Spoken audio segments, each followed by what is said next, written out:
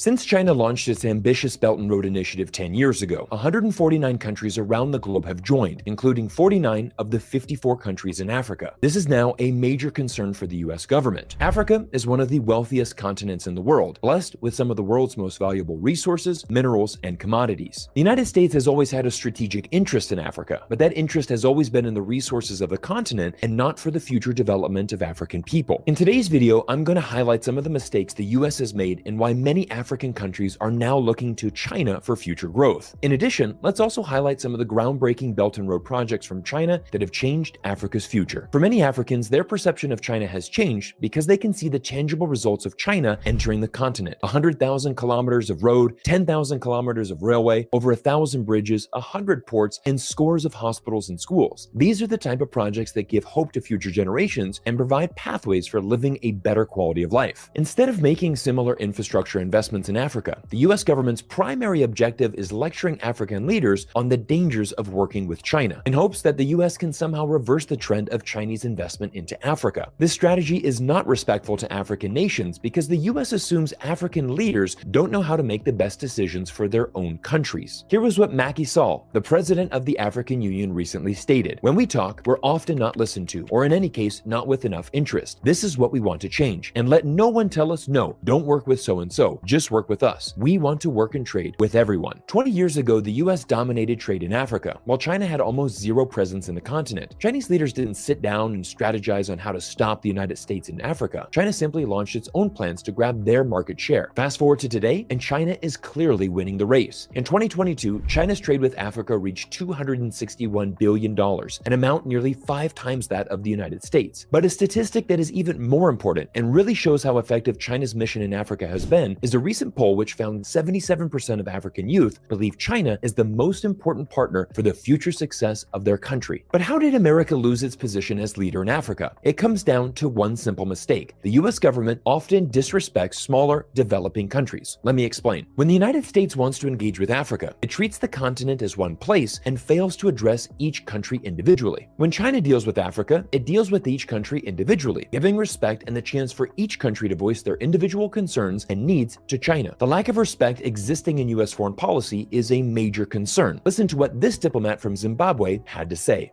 What really is behind the failure of effective engagement with Africa is the disrespect of the Africans. That's where the problem begins. It's always the United States setting the agenda, the United States setting the policies, and the United States telling the Africans about the policies.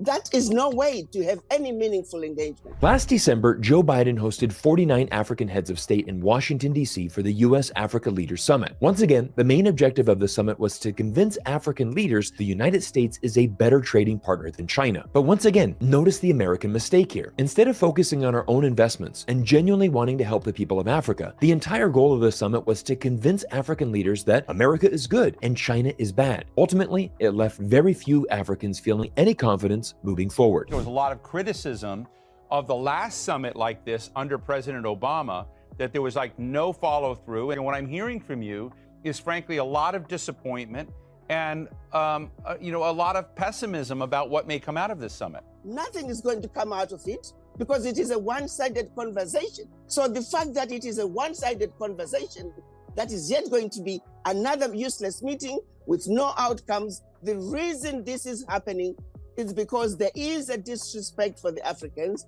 There is a general feeling that we don't need to hear from the Africans. Their opinions do not matter. President Biden would not pick up and go to meet with any other leader in the world without an agenda. That simply doesn't happen. Right. So what makes the US think that they can engage African leaders without an agenda?